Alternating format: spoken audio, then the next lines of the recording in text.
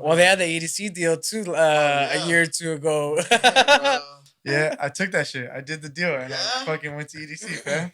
It was some last minute shit too, because they started that deal like on a Wednesday or something like that, huh? The week of. The like Monday or something. Like basically they started it like last minute type shit, and I got it that Thursday, like before EDC pretty much. So I went to after work, bro. I went to the STIIZY shop and I seen the deal and I was like, I'm not about to go to EDC tomorrow, am I?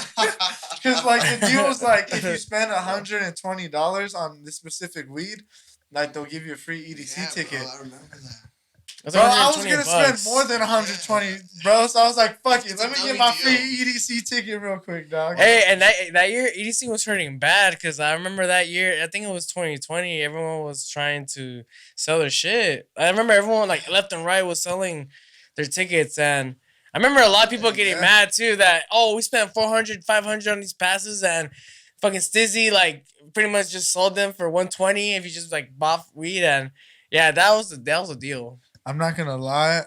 Damn. And look, that was my first and only EDC experience. Hey. And it was in November, right? October. I think. October? Okay, it was October. And I just remember thinking, this is the best weather for Las Vegas EDC. Bro, I was able to just wear like a regular t-shirt type shit and like some pants, bro, at EDC. Like that was I went to that one and honestly, I could agree as well. Weather was absolutely perfect, man. And I absolutely, dude, we got my friend last minute pass because we're like, dude, $120 for a wristband for EDC. Like, Escape is more than that. You know, Beyond is more than that. Like, dude, what the heck? There's no way in hell we're gonna miss like a cheap EDC ticket that's legit, like 100% legit. You know, you can't beat that. So I agree, man. That was a good one. And is that the only EDC you went to? That's the only EDC I went to. The only thing that my homegirl did like tell me that I didn't get to experience was because of the whole daylight saving things, there wasn't a sunrise set. But you didn't get experience sunrise at EDC. So it was dark when EDC was over. Oh, damn. That's a bummer, bro. Yeah, so like I didn't know that was like a big experience. Like I didn't know that was a big thing. And she was kind of bummed out about it. But what we did, I mean, this definitely doesn't make up for it, but like, I mean, what me and homegirl did, like, we just chilled in the fucking parking lot, bumped a fucking set, and just chilled until sunrise there. Anyways, you feel me? I mean, fucking traffic was a bitch, so we like, let's just stay here. Anyways, let's get some fucking hot dogs and chill, dog. Like, yeah, you can't go wrong with some $7 hot dogs, bro. No, they were $8. $8, dog. Yeah, they were tripping, and then there was $2 sodas, fam. So. $2 sodas. Yeah, okay. I mean, you're breaking $10. They said give me $10, bro. Pretty much. Yeah. You're breaking 10, and you know that's what's up. Yeah, I got 10 on it. Yeah. You got me, fam. No, I was in Mexico that week. Yeah, I was in Mexico around that week. I think that was maybe the same week that you did the time. Maybe, I believe. I don't know, cause I remember I left Mexico that week, and I remember it was in October. And I remember that week it was EDC week. I remember that shit was all happening. I think you're right, because that was just a very great week for me, I think, in general. Yeah, that shit. Yeah, it was fun. Yeah, you had just done time, and then the very next day, just getting ready to drive out to after work type shit, because you get out there like late. Yeah, I think I got there like at 12:30 the first night, and then I stayed out there the second night, and then I don't think I stayed for the third night. I think I was only there. No, I didn't go for the third night. I was like, all right, I got to go home. I got work. I don't want to like stay for a little bit and then try to leave and some shit goes wrong. Like, I just got to dip. Like, I got to get out of here because I could stay. The third day is always tough, man. It's very draining, man. I've gone to 3 EDCs, man, and I've got to experience like the sunrise set once the first time I went, which is super cool. This last time that I went, just randomly, the last day on a Sunday, me and my girlfriend were just like, man, like, she was really telling me, man, I'm really upset that we didn't go to EDC. Like, we should just look for tickets. Why not? So I'm like, if we find like cheap tickets, like, we'll see what's up, bro. She 25, dude. She finds free. No, bro, VIP ticket for $125 each, bro. And two wristbands. We're like, we're gonna send it. Let's send it. Sent it, bro. Stayed literally till the end, and we drove back like right after the fest, bro. Jesus. Like, immediately. Bro, like right after that Rager, went back to Cali. Right back, bro. Or if you're fucking DJ Khaled, it's still California. Yeah, if you go to Vegas, yeah. Bro, literally, I fucking just did the mission back. Damn, bro. We just did it, man. It was a great experience. That's the vibe, bro. That's the vibe. Sometimes you just gotta send it, bro. 100%. You just gotta fucking send it. 100%. I don't think the times I think every time I've said fuck it, let's send it. I've either been super like hell yeah, I'm super grateful that we did this, or hey, it's a lesson. Fuck it, we still learning something, 100%. It's experience, bro. I fucking love that shit. Honestly, like this year is more of that send it energy. I think, like, it's just let's go, bro. Let's experience some shit. We young out here. I think, like, 100%. Fuck it, why not? Why not? 100%, man. I agree. Yeah. How long you guys been doing September, man? 2 years. 2 years. 2 years. Yeah, about there. That's awesome. Man. Yeah. No, 2 years going on 3, fam. We're going on. Well, we started in November. Yeah. About there. November. So last year, November was 2 years. Now we're going on our 3rd, fam. What was the concept? Like, what was like the idea behind it? So I know initially, like, bro, it's crazy how like we I don't know if you even want to expose this shit a little bit because maybe it's too much. I sometimes like, no, it's not like that. Cause, all right, bro, we play tennis, dog. Hey. Yeah, right. Everyone has done something that they. Robert, what the hell, bro? Bro. Fuck, bro, my bad. No. Bro, we'll bleep it out. We play. We beat. You feel me? No one will know. So yeah, we were at the court. And that's all they gotta know. Yeah, sure. You don't know what court? At the court. We were at the court, right? Yeah, and we were sitting on a bench, and like we had been talking about this the whole time, like kind of beforehand, and we were like, all right, let's just do it. Let's create a platform for EDM, like, because I'm not gonna lie, I'm pretty sure we had our own vision, like we each had our own vision of what we wanted Lose the Tempo to be, right? And like either way, like.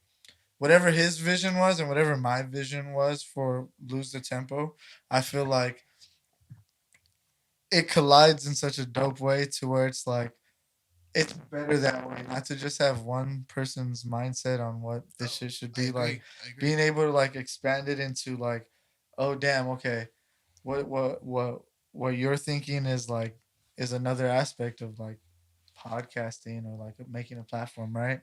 So like I think my perspective in making a platform, bro, like especially in EDM, was one, community. I feel like that was like the biggest thing for us is like, bro, like there's no EDM community out here. Like Carlos had already been doing fucking low end for about like what, like since 2019, 2018, like 3 years. Wow, but congrats. About at that point, yeah, right? Thanks. Yeah, man. Good stuff. Yeah, so fucking like, but there was no like online audience type shit, like there's still is a very little, and like when I say little, I mean really little because like none of like, bro, like EDM is still like the scene that we're in is still underground. So like having a podcast about this that's still underground is still a very niche, right? So like in what we're doing is a very small view count type shit. So it's like we haven't even like this community or this music scene hasn't even really been able to like breach a like higher audience type shit, like to where like maybe a like crime podcast would be at, you feel me? Because like it's just different interests. So it's like now there's so many like people trying to do it, or like even like thinking about doing it is a good aspect. But fucking anyways, we fucking my idea was like, dude, we need a community. We need to show people who these DJs are, who the talent is, who like because we were talking earlier a little bit about fucking like how we all started doing this shit and how like we realized what we needed to do type shit. And like, bro, so many people realize that shit and still don't get no type of credit for what they're doing. And like, I felt like that's something we needed. And then on top of that, bro, I felt like this would be like a good learning experience for just myself in general. Like it would teach me a bunch of shit. Like going into this, bro, I knew it was going to be a lot of hurdles. I think a lot of things like we'd have to learn, like just in general, like just about like recording long format, video, posting, staying on a schedule. Yeah. Like I felt like I wanted to learn that. Like that's something I wanted to do. And doing it with my homie, you feel me? Like we could each be accountable to each other. And I'm just like, damn, like it's a vibe. I don't want to fucking let homeboy down type shit. So let me be on my P's and Q's type shit. And like even though like sometimes like you feel me, everyone has a breaking point. So it's like it is what it is. But like yeah, but fucking like I don't know, like I really wanted something consistent, bro. Cause like I know my boy's consistent. I know I could be consistent. So being able to be like, okay, let's just keep doing this. Like let's have something steady. Like I think that was something I really needed, and like I felt like all right, let's put my energy into this. Let's fucking do it. So like that was my reason of getting into this shit. What about you, fam? I mean, you kind of hit the nail with everything, bro. I mean, just being able to bring the talent that we believe is like the future to the spotlight and get to learn more about them, and being able to have like what we believe is like the resources to put them out there like on a bigger scale than they are. And we've been able to do that with a lot of artists. You know, a lot of artists that we've had in the past have said their shit and did that shit. Right. And so and it's real cool to actually have a sort of like a log of that. Of a time log of when that happened. And then there's just been so much guests that we've had, big, small. I mean, recently just had a Clank. I mean, on here, Broshi pulled up too. Yeah. But share. I mean, but I think with the platform, I think just like sharing new dope music that we believe are bangers. I think that was like the biggest thing, bro. Like that's one of the biggest things I think for me with Lose the Temple is just like putting people on like real dope music that we believe is dope. Well, because I think there's a lot of channels out there that like they'll share the music because they know like it's what it's either like what their people are telling them like it's dope and shit, but like we believe like it's like we fuck with the shit that we be posting. And I think there's just some sort of there's like a different energy that goes behind that, different efforts and different commitment, passion like with that shit. Like, you could definitely tell like when we share music, like we're definitely messing with that shit. And that's one of the reasons why we started Lose the Tempo. And then centralizing it, something where it's neutral, because we could have definitely done it on like shared music and done shit like on our own pages for sure. But I think just like keeping that shit like kind of dead center with everything, having its own entity too. I think it was real cool. Like just to go off of you, like giving more, like we never wanted to use Lose the Tempo really to like platform ourselves. It was more to like make sure whoever we had in was the focus. You feel me? Like that's something like I feel like we always wanted to do. Like, bro, you're coming on here because not it's you, fam. This is you type shit. And then also like how he says like, bro, the music we fuck with, I think bro, we have biases no matter what, bro. Like I have a certain type of music that I like.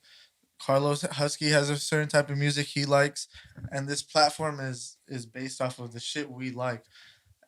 And it's crazy because I've heard the term gatekeeping sometimes, but it's like, nah, bro. I feel like when you make a platform, you should make it more of you and like what you like, because like then the more platforms that are based off of what you like, the more people have an option to be like, let me listen to like what these people are saying because they like this type of music. Let me go listen to what these people are saying because they like this type of music. And then now you get to think of, damn, their perspective versus their perspective. And now you get to form an actual consensus of what the fuck is actually going on, instead of just like a platform trying to please everyone. Because then you don't really, you're just being fooled by like what's being pumped by the masses. You feel me? Because you be seeing it too with a lot of these music platforms. Like they'll follow one big platform. Oh, they're pushing this track. Okay, we're following to push this like music. And I think I think copycatting, like that's something that happens a lot. And like it's actually like a strategy that channels do it. And it's nothing bad. It works. It's nothing bad. It's really good. Nothing bad. But like as Robert was saying, like because there's gonna be options regardless. I think like you should be like like your channel should be like a greater representation of what you actually are versus like you trying to like I guess imitate like just trying to other platforms, I guess, right? Like also too like I want to get closer to the audience that connects to it. Like that's the Yeah. I'm trying to get close. I'm trying to find out. I'm trying to discover too like because there's an audience out there that I think like we are all very niche with like our music tastes.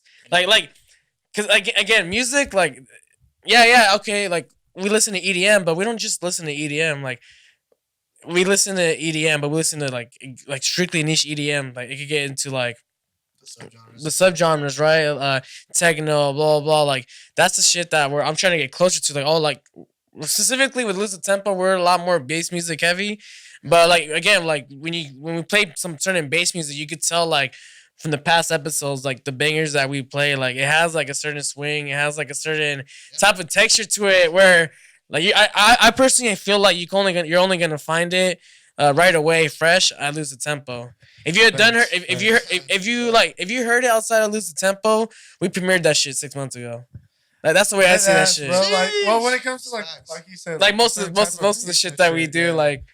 But like that's how like bro the way we try to like I said we like the shit we do, bro. Like the way you're coming in, like all right, so this leads perfectly of like how you're here, fam. Like you feel me, like the shit that we like to see, like it's shit we like to fucking highlight and platform, bro.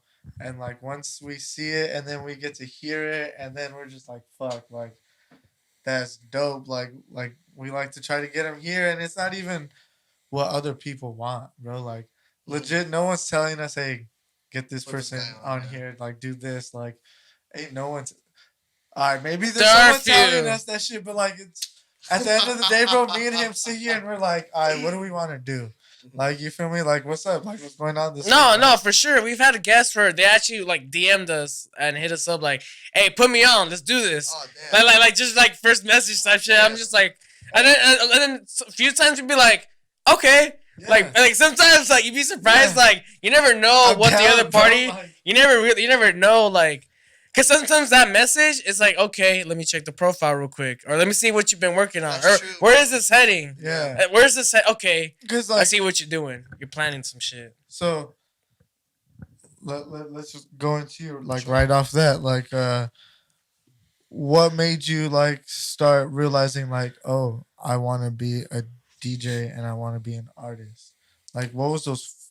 Even, like, when it comes to, like, conception of listening to music, what was that? Man, I guess, well, I saw the craft in 2012, like I said, mentioned to you guys earlier. My brother-in-law is actually an open format DJ, and so he lives out in Oregon. We visited him one time, and he had a gig, so came out there. It was quinceañera, I believe, so a bunch of Mexican music, but what I was very, very interested in was the technology, man, what he was doing, man. The music, man, just chopping it up, transitioning into a new song, man. Just the whole concept of that was so interesting to me, dude. So I was like, let me get behind there, bro. Like, let me see what's going on. So I was very much into the technicality part of it first, before like I decided I wanted to be an artist. Like I thought like the whole art of itself was very interesting to me, right? So I focused on that. I was very motivated after that. Started DJing myself, open format, from 2012 to like 2017. And I want to say in 2018 is when I decided to really take this serious, and say, okay, let me really focus on being an artist as I don't want to consider my house a tech house DJ or a techno DJ, but in that realm, brother, you know, like something that it's a little darker, but very much you're gonna groove to it, you know. So that was my whole goal with it, and since 2018 till now, I didn't start producing until last year in August, I believe. Okay. Yeah. Was like we're gonna go everywhere with this, but we're coming back. Was that with the Electric Jungle Camp? Like, was that, or was that before that? I got introduced to Electric Jungle. Okay, so let me take it back a bit. So I started really focusing on being an artist, right? So I started seeing like searching up on Instagram like events like Riverside events, house events, you know, Yeah. like trying to see where There we and what go. the That's scene the is at. research, bro. Yeah, bro. That's legit the research you gotta do, bro. 100%, bro. I was fucking clicking on the hashtags, like People don't understand, like, that's legit a step in the bro, process. 100%. Because if you're not searching where you're like trying to spin, like, what do you know what the place looks like? What do you know what the crowd's gonna be like? How do you know if they're even gonna let you come and spin there? Facts. You know, like, does your aesthetic fit their aesthetic? 100%, bro. So I didn't get any real opportunity until I want to say 2020 2020 at the end in December with um frequency what's their name they hook up a lot with Social Desert, man. But some super small underground show. Um, and they gave me my first opportunity to play in front of a small crowd. I opened, but you know, just the opportunity spot, of being there, bro. You know, like just to finally say, hey, I'm in the right direction. Like this means that someone's giving me the attention. Like I'm really making a noise. You know, so that gave me confidence. So that made me say, okay, let me take this a little more serious. So I then started hitting up people. Like after I did the research, I found a couple collectives and stuff. Hit you guys up. I hit up a couple other collectives. I hit up Space Taco. Super young, bro. Like I just try to shoot my shot, you know? Bro, just shooting my shot. And I think if you don't like try to shoot your shot, like you're never gonna know, right? So you're just taking the leap. I think you also get a flame under, like, bro. Sometimes rejection is good. Oh, 100%. Like, no matter what, like, it fuels the fire. Exactly. That's what it is. And sometimes, like, you need that shit. 100%. You need to get a fire lit under you, bro. Bro, and you know what? I also think rejection is good, so it keeps the ego in check. There you go. Know? I fuck with that. I also think if you get accepted all the time and you don't know what loss or like rejection feels like, you're never going to understand the bigger picture. You know, and I genuinely think all the red DMs, all the thank you though, all the rejections were leading me in the path to success. So 100%. Bro, I think it also like it makes the small wins just mean a little more. Oh, bro, you feel me? Like they're, like I said, stepping stones, man. Yeah. Even though they're very small, like minute, I'm just like, but y'all said no, or like but people like didn't think I could even like go this far. I didn't even think I'd go this far sometimes, and I'm just like, all right, there we go. Let's keep it going. You know, like it's because look, like growing up, when you're in school, like when you go through that whole education system, whatever education you went through, just learning, you learn reward system a lot, right? What is the reward system to what we're doing sometimes? Like sometimes it doesn't ever seem like we're being rewarded, bro, because like the steps we're taking, like I said, they're very small, they're very minute, so they don't ever seem like rewards or accomplishments. But then sometimes you gotta step back, look at like, oh fuck, like bigger picture, man. I was over there, bro. I was just thinking about this at one point, bro. 100%. Now I'm here. Like when you said like because all of us here had that same initial reaction to that transition. Damn, how do you do that? Like, and there's a difference. I feel like everyone has that same mindset, bro. Because bro. I'm pretty sure you've talked to people and they'd be like, yeah, I've always thought about DJing, but I don't know. Yeah, it's because they had that like, damn, that sounds cool. I wonder how you do it. Yeah. We just happened to be like, damn, I wonder how you do it. Let's find out. Follow through. Some people were not like, I don't want to find out. Yeah, you feel me? Like I said, bro, some people don't want to take the risk. Yeah, and it's a risk. I always think, man, if you don't know what risk feels like, then how do you know what the reward's gonna feel like? You know. But that part. I did that show, and then going back to that, I didn't get booked for a while, and I think it's just because again I was lacking on content, and you know, for the people listening, again, content is super important. You guys really, make a name for yourselves. I believe content is going to take you far. Getting your pictures taken. putting, what you're doing, your music that you're putting out, your cover art, whatever it is, to show people, hey, being consistent, being consistent is Facts, key. facts. But it was around July of 2021, and I was like, dude, I want to do something special for my birthday, and I was like, I'm gonna throw an event for myself. So I went all out. I rented a whole venue in Colton, and then I rented a whole party bus, bro, for the guests. Oh shit. I rented. I had a weed vendor. I had a full bar. I went all out, bro. I had a couple vendors, and just like the whole process of like just seeing it come to life, and like kind of putting motivation into some of my friends, like showing them like, dude, look, it's possible if you really like grind and like show that you're committed. Like you can get shit done, bro. Like if you say that you're gonna do this and you do it, like you're showing everybody like wrong.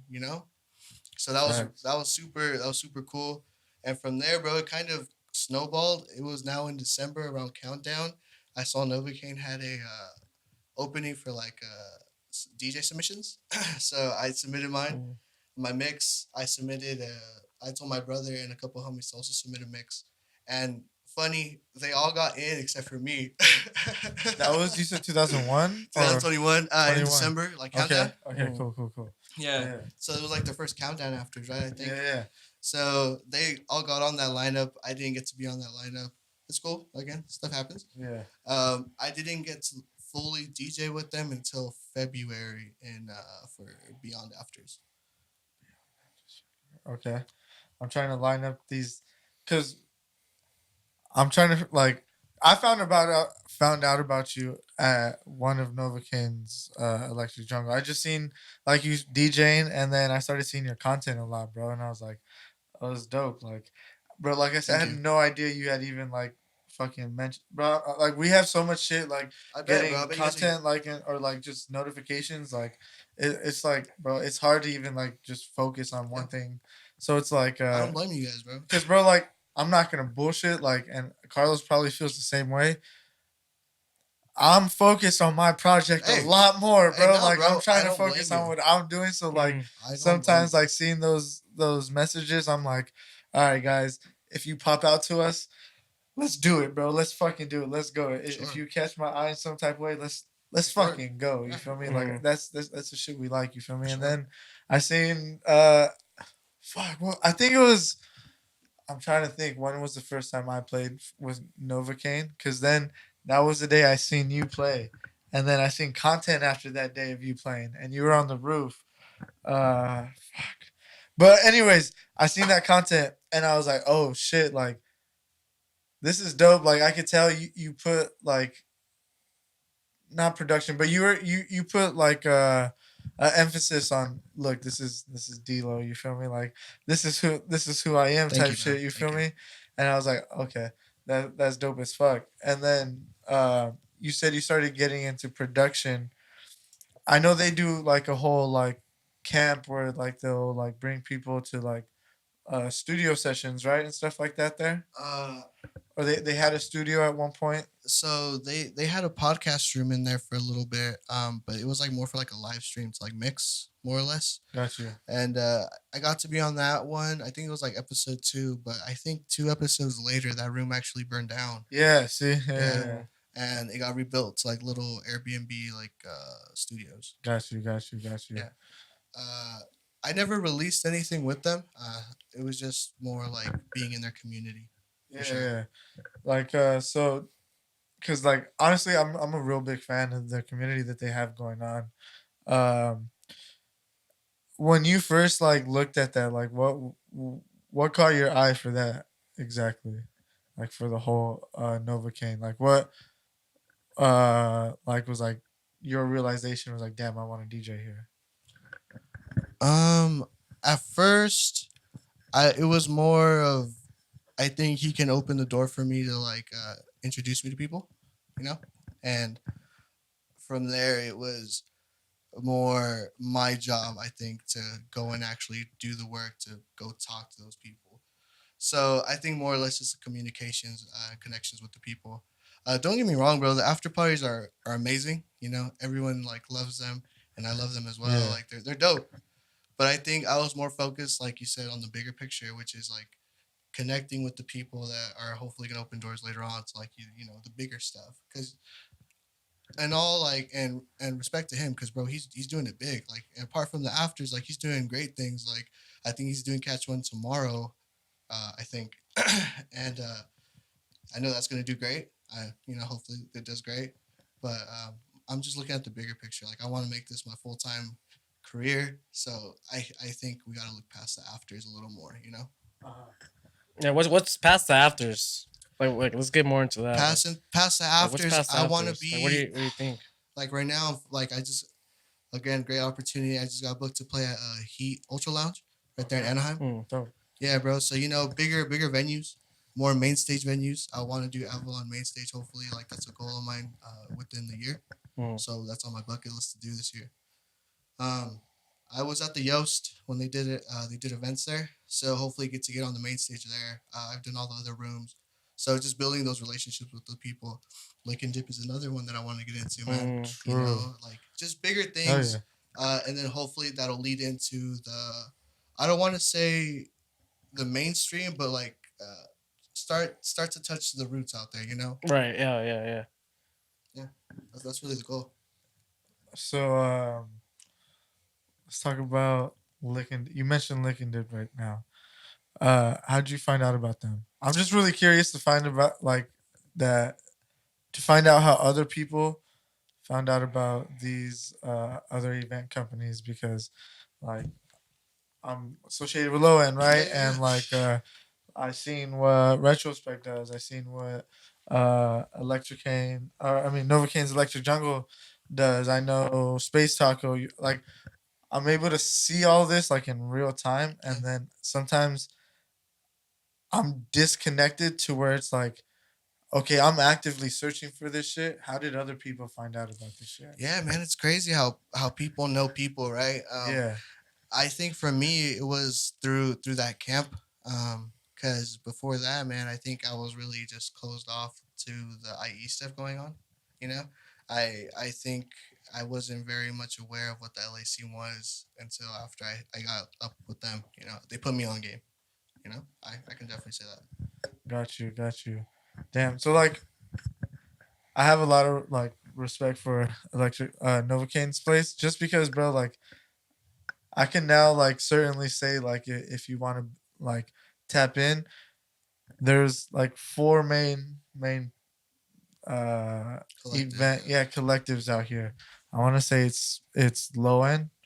Off top, Retrospect is out here, Space Taco and Novocaine. Yeah. Like they're like the spots right now, and they're like things I could confidently say like, yes, these are staples out here. Like if you wanna like build a community, if you wanna meet people that are like minded, if you wanna uh network, I guess you could say, but just make connections with people.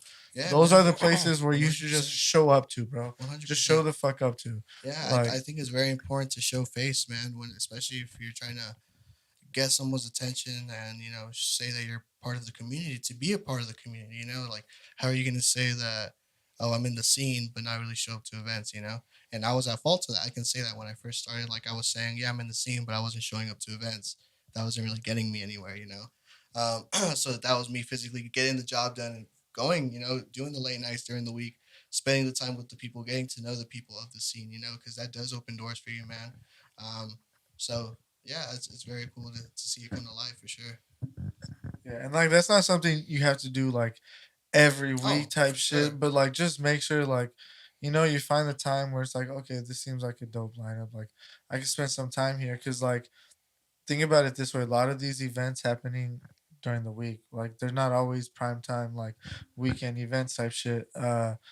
So going out there during the week to support a collective like that that's actively trying to like build a community for everyone else, like that it shows a lot, bro. Like, and this is another way to think about this. I learned this a long time ago.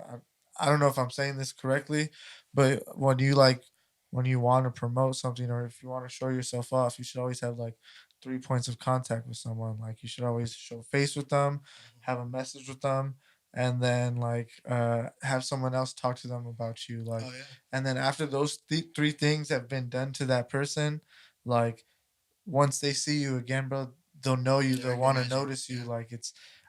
I think we like watched a video a long time ago about that shit, right? It's been a while, yeah. Yeah, like a long time ago, and like that shit always stuck with me, bro. And I'm like, bro, if I'm only just showing you my social media, are you gonna remember? Like, I don't know if you're gonna remember me like that.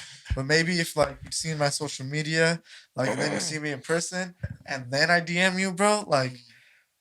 Maybe then, like, it'll be a little more it's like, gonna click, like, oh yeah, I saw homie earlier. Yeah, I'm not really a big fan of a lot of people that do try to like slide off just by the social media approach and never really like taking some time to like come out a day or two to like check out the community, bro. Like, a lot of times people just try to like slide through, just be like, oh no, I got the followers. Like, look, I got 10, 20K. Like, I don't need to pull up. It's like, just book me. It's like, nah, bro, it doesn't work like that. Like, Nah, man, it doesn't. yeah. No, dude, I think that's I think yeah. I mean, when there's anything that I think is very helpful when it comes to building the community, it's attending and like showing up for sure. Like for artists that you want to see, you know that, and it definitely helps out a lot too. Like the promoter and like what they book and what kind of nights they curate. 100%. Yeah, you know, if you know, go to a Noah Kane, Electric Jungle Afters, or any shows that he's affiliated with, or Space Taco, or Retrospect. And I'm sure, well, yeah, low end, and I know there's like, I mean, we probably don't even know, but I know there's like a lot of like smaller undergrounds, upcoming that are just like being formed right now as we're talking, and there's a lot more that do events too. But yeah, sure. I think when you talk about like just constant things happening, like yeah, those are very good. Shout out We Vibes. Yeah. Oh yeah. Yeah. There's a lot of events happening, bro. Yeah. So, and I think another important thing is too, though, like, make sure you're going to events that you think your sound is similar to, bro. 100%. Because I feel like 100%. some people don't like doing that just because it's like like, not a competition thing, but it's like like, damn, like, I don't know if, like, I don't know. There's something about it where people don't want to like really associate with other people like that because they don't want to be judged by what they're doing 100%. as well. So they don't put themselves in that like atmosphere to be judged by their peers type shit. And I feel like people need to do that just to like get past it, bro. Like that's just gonna happen no matter what you do type shit. So just in negative, positive, embrace everything for what the fuck it is. So you'll be able to navigate through it a lot better. Because if you don't, if you're always stuck on one mindset of like, this is how I think this shit should be compared to what it actually is, you're never really gonna get a real idea of how to like move in the scene and shit like that, you know. And like leads me to ask you this shit, like you said your sound.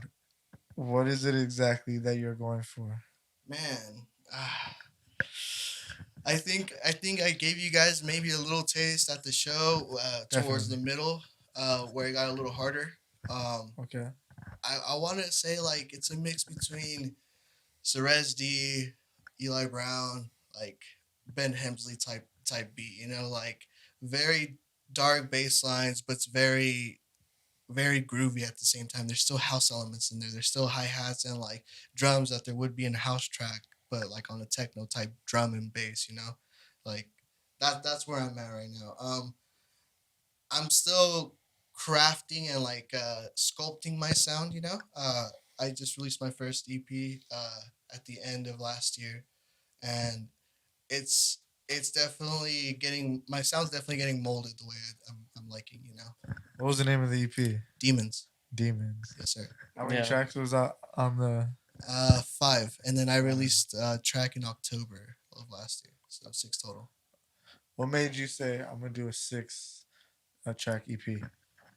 I didn't want to commit on the album because I knew I'm not 100% there at where I want to be yet.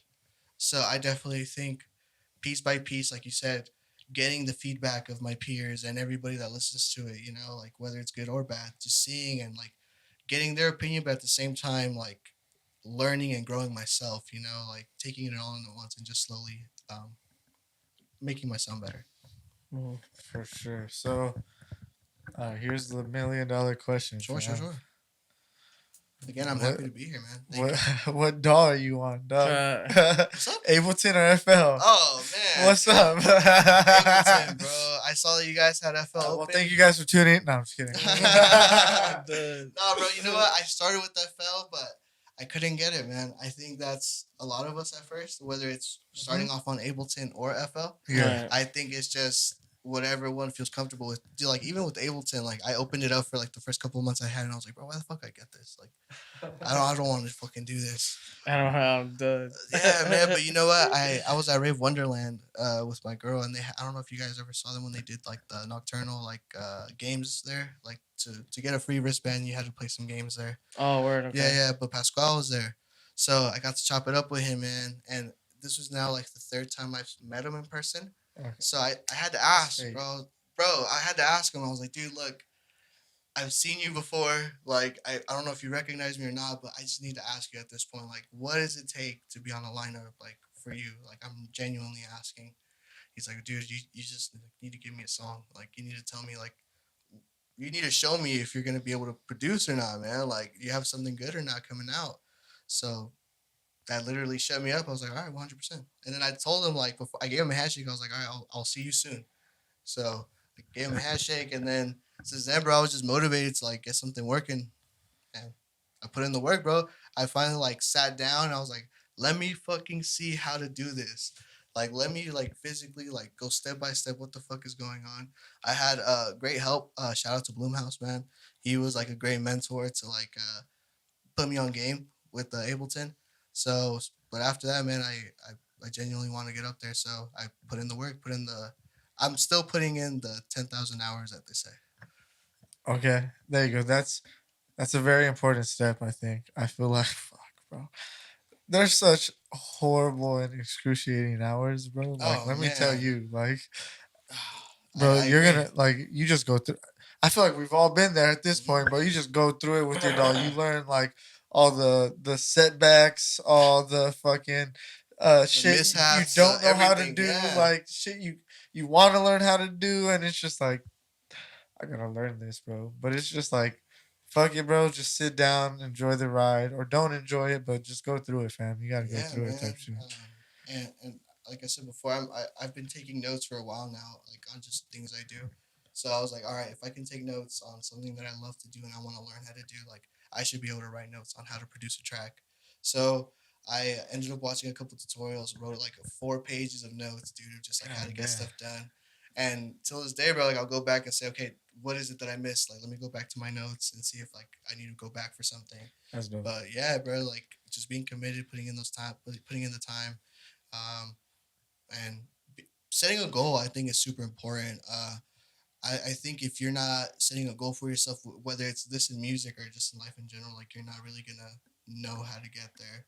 So I think if you do have a goal of like what is it that you're trying to do, like I know that I want to be playing on main stages, right? So I'm saying to get there, I need to make sure that I'm releasing good content, releasing good music. To get there, I need to make sure I'm playing good shows as well. To get there, I need to make sure I'm meeting the right people and things like that, you know?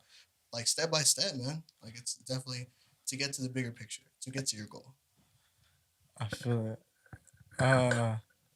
Real quick, I want to ask Carlos a question just because I have a specific answer for this. I want to know your answer, and then I kind of want to know your answer as well. Who was the blueprint for you? For like for what we're doing right now? For EDM, yeah. Ooh. Or who were the couple? I mean, yeah. I mean, I had a bunch of people. I was like, I mean, I know for a while, I was like. And like, how long did it take you to realize, oh, this is a blueprint for me? Like, I took this route because of this. You feel me? I think it took me a while after I started DJing to get that blueprint, because I was just idolizing, you know, artists, but I wasn't necessarily like dissecting what they were doing. I was just taking in the greatness of their talent. Yeah. So I think I want to say it was starting around like. It could even be recently, right? It could be recently. No, but I think mine kind of happened like I want to say around before like for sure, like before us graduating high school, like I think once we knew that, oh yeah, we need to start like having our own music, yeah, because because we were DJing I was DJing at the time. Like I think it's like similar what you were doing. Like I started DJing in '09. I was DJing like open format in high school, and I was like, I had an epiphany. I'm like, dude, like I want to play this festivals, but like I want to. What's the difference between like what I'm doing and what these DJs are doing? And I'm like, oh shit, like I'm an idiot. Like these guys have music that's labeled theirs, and I'm just like I'm just a DJ mixing pretty much like music that's not mine. And like if I want to get to that level, then I really need to start paying attention to these people that I'm a fan of and really see exactly what is it that they have that I could like work towards. So like at the time, like 2013, 2014, like came around, like I was really like investing into Hardwell. So I was just like so I was like, okay, it seems like every time he plays a festival, he's doing a live stream. He's got new music. Okay, he just released music a week before the set. So when he released music, he has unreleased music. So like he's constantly working on music. So I'm getting that. Um, I just think that it was just music, bro. I think that's like the very core. Me realizing that I just need to start like as a DJ, I think my deed is done. Like as to what I need to know, like in terms of like the enough terms. Now I really just need to like step into that artistic side, and production came into play. So yeah, dude. I mean, the blueprint, bro. I think like really was like fudge, dude. I mean, I think also too that helped a big part, bro. I think for me, uh, was dude. I mean, I was like such a big geek on like starting like my own like because I was going to a rebrand too, so I kind of wanted to like I went to certain rebrands, bro, because I was trying to find like the exact name that I was really because when I was making music, I'm like, all right, yeah, I want to now like deattach like my open format alias to now like an actual artist marketable name. So, dude, I actually ended up like subscribing to like this like this course of this dude that actually like manages San Holo. Oh shit. Yeah, so it was the budi. It was like the music academy marketing thing, and so that was like and I don't know if Robert remembers this, but I remember like dude, like I was on my shit, bro, like still on my shit, bro. I'm just not I don't vocalize it as much as I used to now because I'm just like I'm just trying to I'm just doing it. I don't gotta like really vocalize because I know what I'm like putting in. So for me, like I think that was a really big part because I really wanted to learn from someone that was actually managing like a really rising artist. And San Holo, like he had We Rise. He was doing like those like old school like hip hop like Future Bass. Future Bass was like this is Flume era. What's on now? Like so. I mean, I was literally getting fucking. I was literally having this dude like fucking give me modules of like, yeah, so you're in this stage. This is what we've done with this artist at this stage, and this were the results. And you could like go off of this reference and do it your way. And literally, dude, I think because of that too, like, and I think that's still out there too. If you look up budi, which is like the actual name of the person who manages San Holo, a bunch of people, has heroic recordings. Yeah, dude, I think that was like a really big step because this was I want to say that was like one of the only like legit courses out there that I really trusted. That I was like, all right, like for sure, like this person's managing San Holo, and I'm just about to start my project, and this is a really great case study because he was breaking it down because like I remember I was inviting Robert like every week. And then like we kind of took it like, and then after that like we like soaked in everything and kind of did it our thing. We tried to start a label before, like off of that information, bro. Like it was like before Lose the Tempo, there was this idea called Thestral Records type shit that we released. 2 tracks off of. Hey, it was a couple. Yeah, we had a couple. Yeah, and 6. Like, look, they weren't nothing like.